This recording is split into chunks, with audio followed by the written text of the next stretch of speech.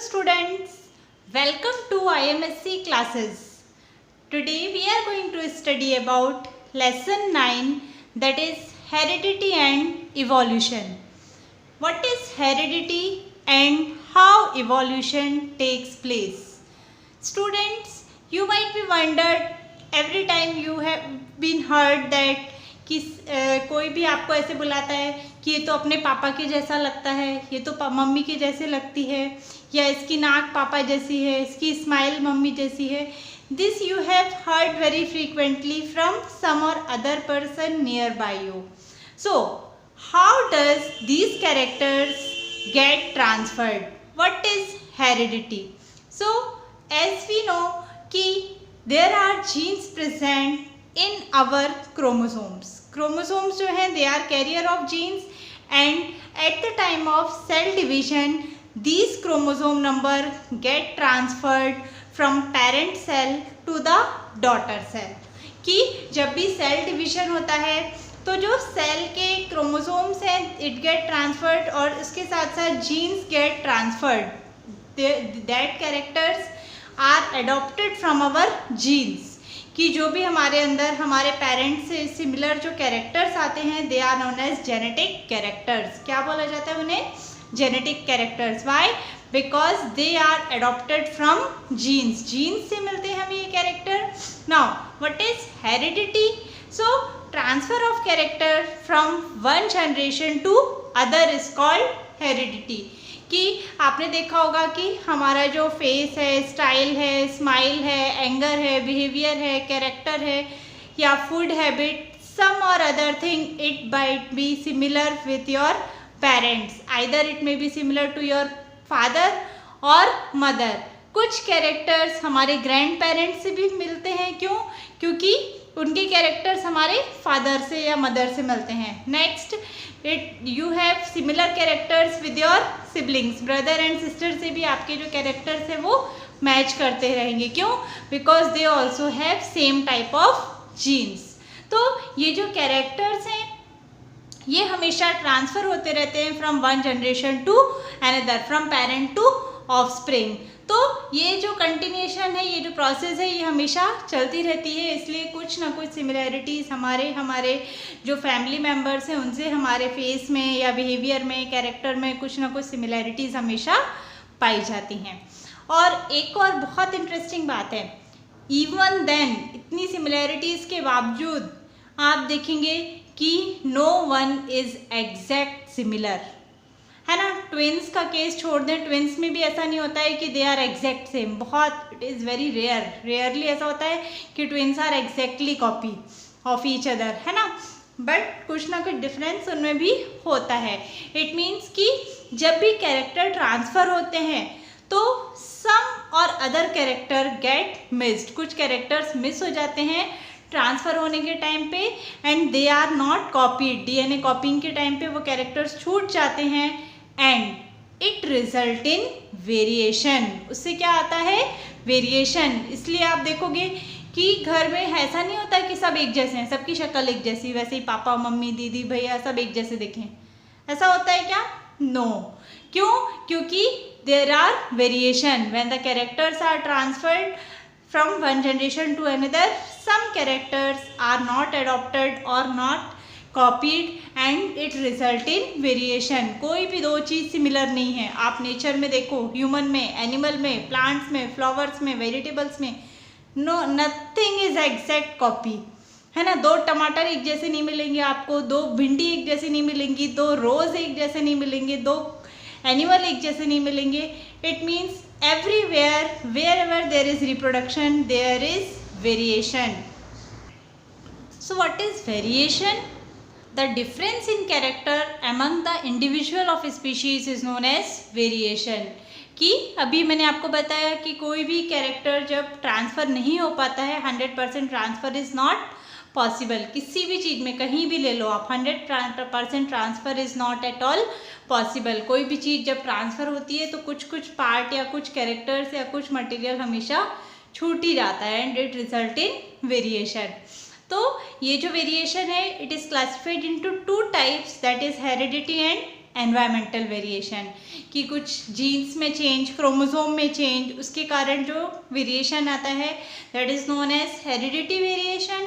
And some type of variation occurs due to environment, कि कोई भी क्लाइमेटिक चेंज है या और भी फूड हैबिट चेंज है, और भी कई सारी चेंजेस होते हैं एनवायरनमेंट में जिसकी वजह से हमारे अंदर वेरिएशंस आते हैं, या कोई भी sudden occurrence of any disaster, any calamity, इन सब का इफेक्ट भी वेरिएशन पे पड़ता है, इन सब के कारण भी वेरिएशंस आते हैं, है ना। एंड इट रिजल्ट, जब ये वेरिएशन परमानेंट हो जाते हैं, आगे चल के इनमें बहुत सारी स्पीशीज़ एक ही तरह की बन जाती हैं, then it result in evolution. So many examples are there कि if we take a simple example, यदि हम हाइट की बात करें, है ना, तो पहले के जो लोग होते थे तो उनकी हाइट बहुत ज़्यादा होती थी, और अब जो है हाइट कितनी बहुत नॉर्मल हो गई है, 5'3", 5'4", 5'5", जबकि पहले 6-7 नॉर्मल हाइट हुआ करती थी। तो दैट इज़ द थिंग कि जैसे जैसे फिज़िकल कंडीशंस या फिज़िकल एक्टिविटीज़ कम हो गई हैं, है ना, सो जो लोग हैं उनकी हाइट पे उसका इफ़ेक्ट आया, फूड हैबिट चेंज हो गई, हमारी एक्टिविटीज़ चेंज हो गई हैं, हमारी लाइफस्टाइल, लिविंग स्टाइल चेंज हो गई है, इट रिजल्ट इन वेरिएशन। और यही धीरे धीरे आगे करके और भी हाइट कम हो सकती है ना। If we talk about immune power, तो इम्यून पावर धीरे धीरे कम होता जा रहा है। If we talk about eyesight धीरे धीरे कम हो रही है। तो इट मीन्स कि धीरे धीरे कोई भी चीज़ है with the passage of time, with the change in lifestyle, change in food habit, change in climatic condition, variations takes place not only in human beings, it result in animals also. Now what is the main cause of variation? So it is genes, कि genes में यदि changes आए, genes में कोई variation हुआ, then it result in variation and finally evolution. So what are genes? These are the heredity units which transfer character from parent to offspring, कि जो भी हमारे कैरेक्टर ट्रांसफ़र होते हैं उसके लिए mainly genes are responsible. Now what is genetics? So the science which deals with study of genes is known as genetics. So the science which deals with study of genes is known as genetics. और एक और बात आपको बता दूं कि genetics की जो स्टडी है इस फील्ड में सबसे पहले जॉन मेंडल आए, और therefore he is known as father of genetics. उनके जो एक्सपेरिमेंट हैं they are wholly truly accepted and that we are going to study in this chapter. So before starting Mendel's law we have to study some basic terminology that is used in Mendel's law. तो Mendel's law में बहुत सारी ऐसी terms use की गई हैं that we have to understand first. Otherwise कि when we will study law, so we will not understand कि what are these genotype, phenotype, monohybrid, dihybrid. So first of all we should go through these terms. First of all it is allele. Allele means होता है कोई भी contrasting character, कोई भी particular character which get transferred from one generation to other generation, that is known as allele. For example colour है, shape है, size है, height है, they are alleles. Next comes genotype. Genotype means genetic character, है ना, genetic properties of any individual, they fall under the category of genotype. Phenotype means physical character, ऐसा है already told. Phenotype means कोई भी physical property, physical characteristic, colour, size, height, they come under phenotype. Next is monohybrid cross.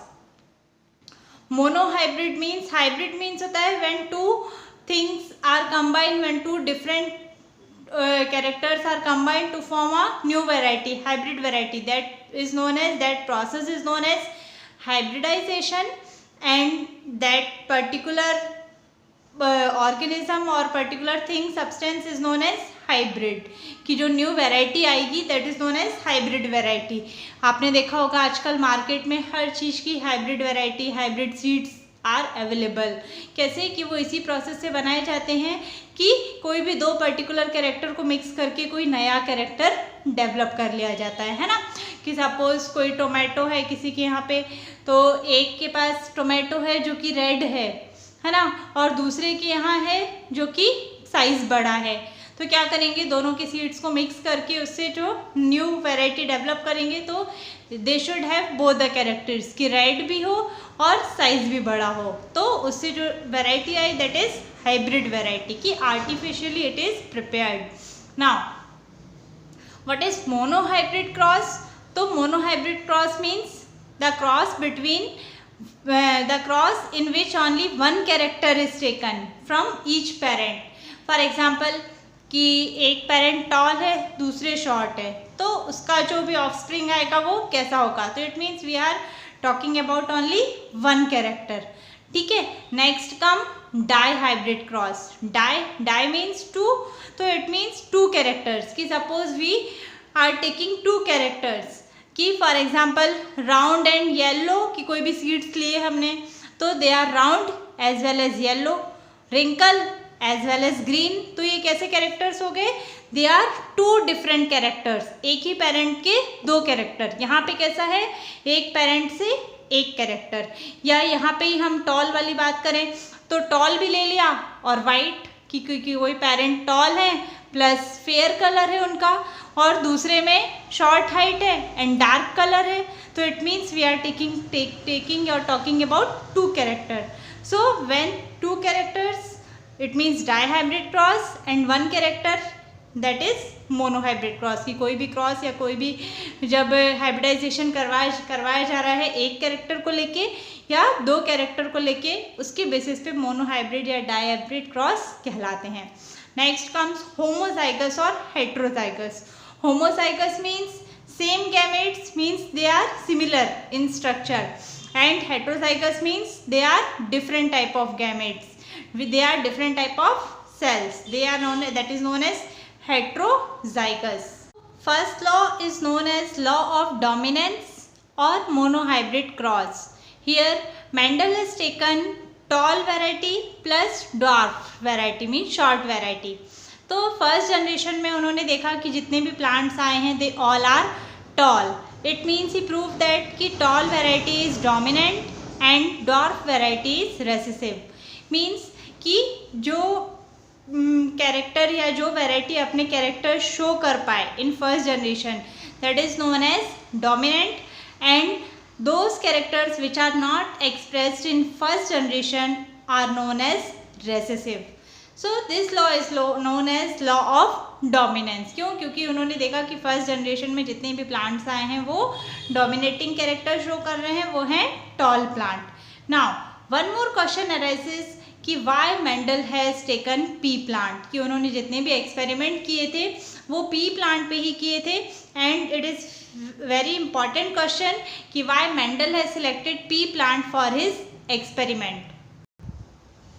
So the answer to the question that why Mendel has selected pea plant only for his experiment.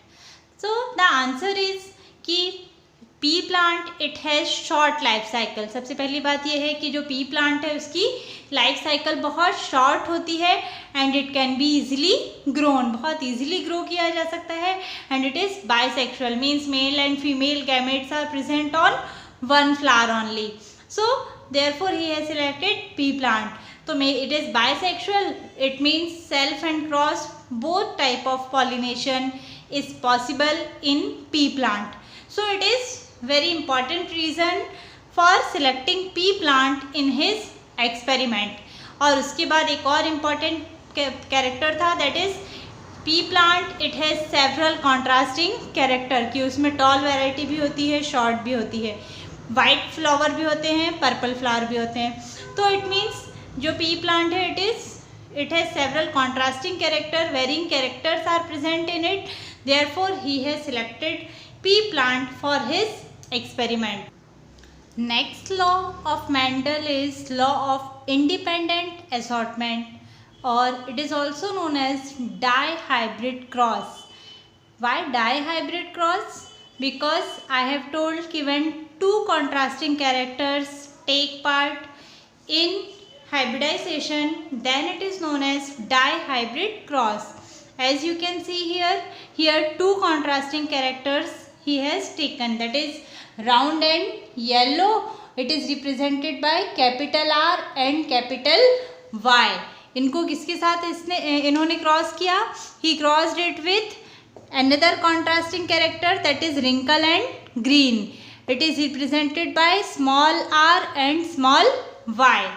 तो जो result उन्हें मिले that is 9:3:3:1 कि some seeds he obtained as round and yellow, some seeds round and green, some seeds wrinkle and yellow, and 1% that is wrinkle and green. So this is the ratio that he obtained. और इस basis पे उन्होंने जो conclusion निकाला वो था कि when two pairs of original characters combine in F1 generation, है ना, तो कि when भले हम फर्स्ट जनरेशन में कोई भी दो या दो से अधिक कैरेक्टर्स लें, but they behave separately independently in subsequent generation. Means कि in next generation or in further generation, in F2 generation और in F3 generation they will behave in different manner.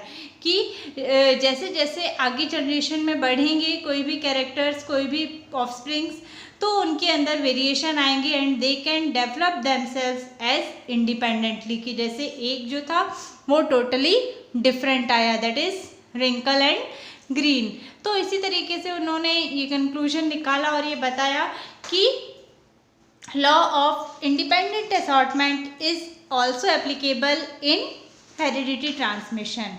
Now, how does these genes get transferred? So the question arises, how these characters are transferred? So as you all know that at the time of cell division, जो meiosis cell division होता है which takes place during reproduction, तो उसमें nucleus divide होता है and that nucleus it contain DNA. Nucleus के अंदर DNA रहता है and DNA it contain chromosomes. Chromosomes होते हैं अलग अलग ऑर्गेनिज्म में, अलग अलग क्रोमोसोम नंबर होता है and it is fixed for all chromosome, for all organism. और क्रोमोसोम के अंदर जीन्स लोकेट होते हैं and these genes they are responsible for transfer of character. Each gene is responsible for particular character. कि जो हमारी स्ट्रक्चर है, हमारी बॉडी है, या जो भी हमारे कैरेक्टर्स हैं, they depend on genetic code. कि वो कोड ही डिसाइड करता है कि क्या कैरेक्टर, कौन सा कैरेक्टर किसके लिए, कौन सा जीन किस कैरेक्टर के लिए रिस्पॉन्सिबल है ना. कि फॉर आइज़ का कलर वो भी जीन्स पे डिपेंड करता है, आपके हेयर्स का कलर, आपकी हाइट, आपका कलर, बॉडी का कलर, स्किन का colour, they all depend on genes. Next is sex determination in man. कि what determines the gender of a child, कि whether the child will be boy और girl. कि आपको पता होगा कि female child all in India it is culture कि everyone prefers male child, हर किसी को बॉय चाइल्ड चाहिए. And therefore girl child if it is found then कई बार उनको वोम के अंदर ही मार दिया जाता है ना, and it is a crime. कि आजकल ये जो प्रोसेस है sex determination process, it is completely band and illegal process. ये नहीं की जाती है किसी भी हॉस्पिटल्स में या सेंटर्स में. Why? Because to prevent female child, to prevent girl child. तो ये प्रोसेस क्या होती है, कैसे डिसाइड करते हैं कि whether the child is boy और गर्ल.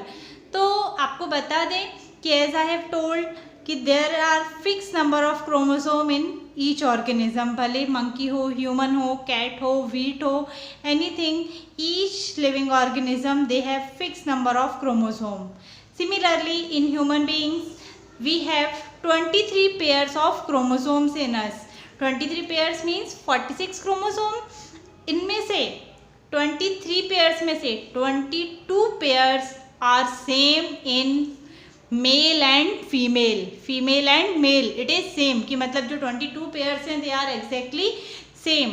ठीक है, इसीलिए आप देखोगे कि so many characters are similar in male and female. Only one pair is different, that is 23rd pair जो chromosome का है, that is different in female as compare to male, कि फीमेल के जो क्रोमोसोम है they are known as XX chromosome and male chromosome they are known as YY chromosome, ठीक है, उससे हम डिनोट करते हैं।